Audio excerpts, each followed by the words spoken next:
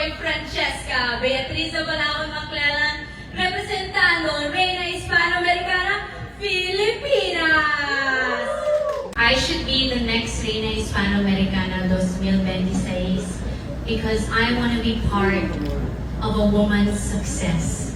Just like my success right now as a Reina Hispanoamericana Filipinas, I want to be able to continue and move forward that help that I have gotten to be where I am now.